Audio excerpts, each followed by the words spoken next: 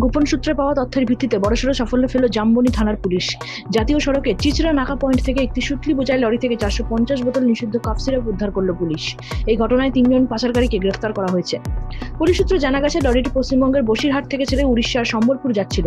পুলিশের সন্দেহ হলে লরিটিকে থামিয়ে তল্লাশি করা হয় এবং পাওয়া যায় কাফ সিরাপের বোতলগুলি।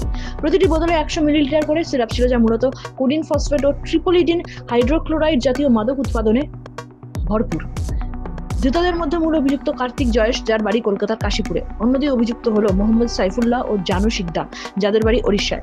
পুলিশ সূত্রে আরো জানা গেছে, এই চক্রটি দীর্ঘদিন ধরে সীমান্তবর্তী এলাকাগুলিতে অবৈধভাবে সিরাপ পাচার করে আসছিল এবং তা বিভিন্ন জায়গায় বিক্রি হতো। এই ঘটনার পর জামবনি থানার পুলিশ আরো অনুসন্ধান শুরু করেছে। পাচার চক্রের সঙ্গে জড়িত অন্য ব্যক্তিদের খোঁজে তল্লাশি চলছে। পুলিশের এই তৎপরতায় এলাকায় চাঞ্চল্য ছড়িয়েছে এবং মাদক রোধে পুলিশের ভূমিকা প্রশংসিত হয়েছে। ঝাড়গ্রাম থেকে নিজস্ব প্রতিনিধির রিপোর্ট, এএনএম নিউজ। আরও খবরের আপডেট পেতে সাবস্ক্রাইব করুন আমাদের ইউটিউব চ্যানেলটি আর বেল আইকনে ক্লিক করুন নোটিফিকেশনস পেতে।